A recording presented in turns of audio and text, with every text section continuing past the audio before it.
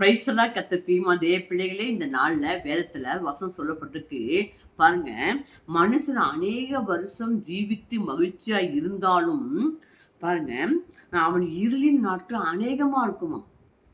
இப்ப நம்ம அநேக இருளின் நாட்கள், அநேக வனாந்திரம், அநேக போராட்டத்தை வழியே கடந்து வந்திருப்போம்.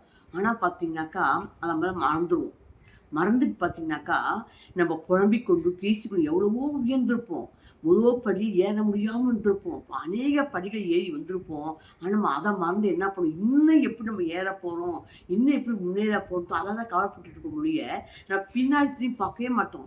எப்படி நம்ம ஆரம்பத்துல எவ்வளோ நாள் கஷ்டப்பட்டோம், இப்ப எந்த அளவுக்கு நம்ம ஆண்டவர் ஆசீர்வதிச்சிருக்கான்றத மறந்துருவோம். அதனால தான் அந்த வேதத்துல சொல்லப்பட்டிருக்கு, அநேக இரு நாட்கள் வந்திருக்கும், அத நினைச்சுக்கோன்றாரு.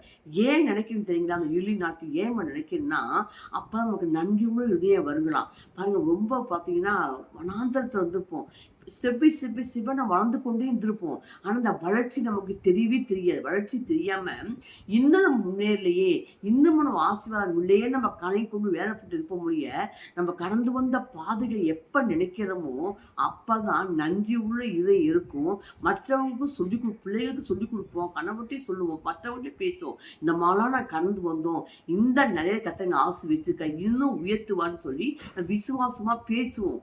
இல்லன்னா பார்த்தீங்கன்னாக்க, இன்னும் முன்னேறலையே, இன்னும் நான் ஆசீர்வாதமா இல்லையேன்னு சொல்லி நாளுக்கு நாள் வளர்ச்சி நம்ம என்ன பண்ணுவோம்னா, பார்த்து பார்த்து சோர்ந்து போயிருவோம். அது எப்பயுமே இந்த நாள்ல வேதத்தை சொன்ன வசனத்தின்படி அநேக இருள் நாட்கள் வாழ்க்கையில வந்திருக்கும். அநேக குறைவு மத்தியில, பிரச்சனை மத்தியில, போராட்டத்துல வந்திருப்போம். அநேக நம்ம ஆசீர்வாதத்தை பெற்றுப்போம். இருளிலிருந்து விடுதலையாக்கியிருப்பார், பிரச்சனை போல விடுதலையாக்கியிருப்பார். அதை நினைச்சாதான் நம்ம என்ன பண்ண முடியும், நன்றி சொல்ல முடியுங்களா, சோத்திரிக்க முடியும், நன்றி உணவுல இருக்க முடியும். வசனத்தை நினைச்சுக்கலாம், ஆசீர்வாதத்தை பெற்றுக்கணும். Praise the lord. God bless you.